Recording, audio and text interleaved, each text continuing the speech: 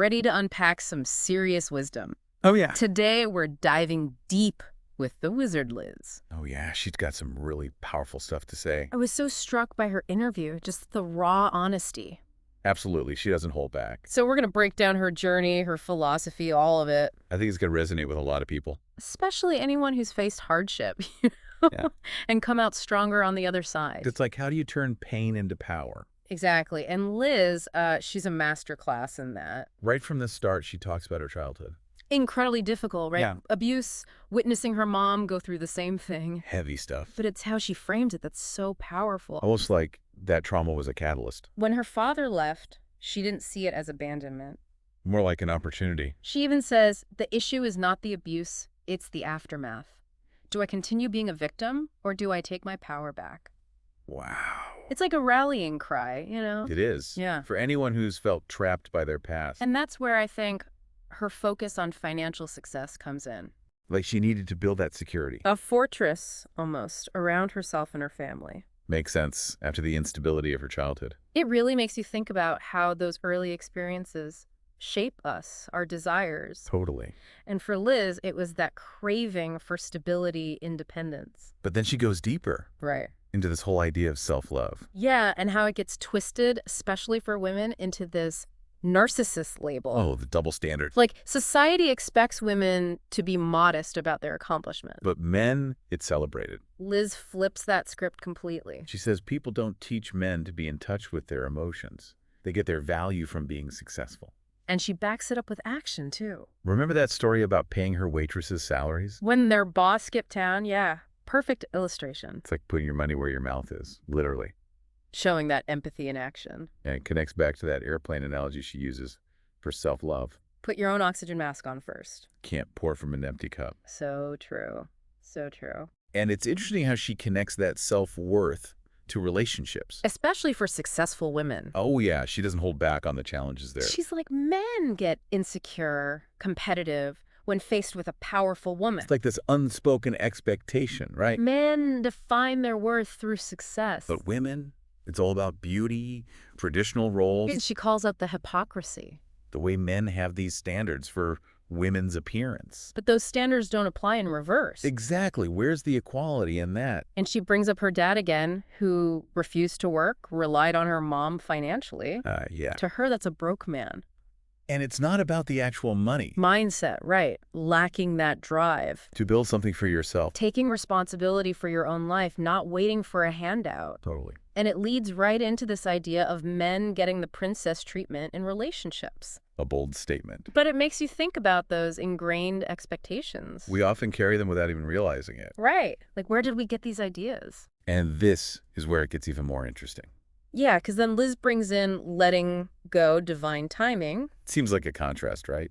To her take charge attitude. It does, but it's so powerful. She describes walking in nature. Surrendering her anxiety. To a higher power. And saying, wanting nothing gives you everything. That's a tough one to wrap your head around. It is. Like, don't I need to hustle to get what I want? But then it clicks. It does. Like, oh, it's about detachment from the outcome. Not from the desire itself. You can still have those big dreams. But release the need to control everything. It's like that white knuckle grip on the steering wheel. You gotta loosen up. Trust you'll reach the destination. Even if the path's a little different than you planned. I like that analogy. And reminds me of her video game analogy for life, too. Leveling up, unlocking new versions of ourselves. And that reframes challenges as opportunities. Instead of, why is this happening to me? It's, what am I learning from this? I love that shift in perspective. And then how she views jealousy. Not something to avoid, but to learn from. She sees it as a signpost. Pointing to what you truly desire. So instead of envy, You ask, what about that person sparks this feeling in me? what do I truly want? Turning negative emotion into fuel. Love that. And it all comes back to that self-empowerment.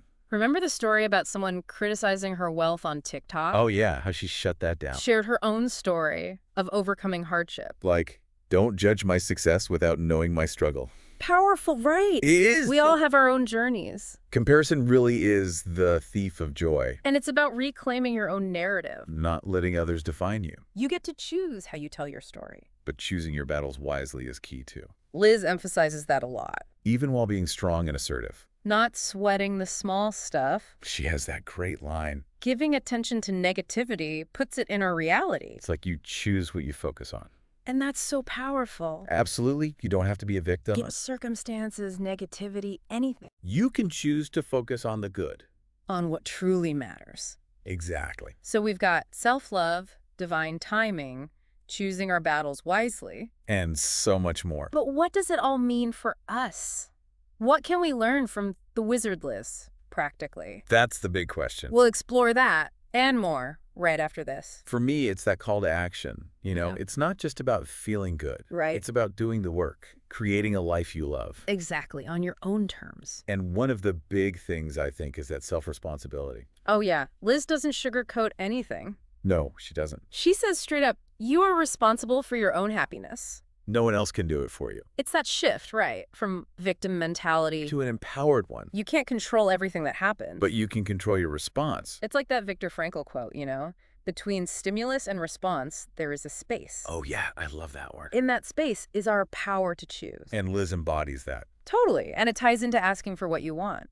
Both the small stuff and the big stuff. Be bold in your desires. Believe anything is possible. Don't limit yourself with self-doubt. Put it out there to the universe. But how does that fit with, the wanting nothing gives you everything idea?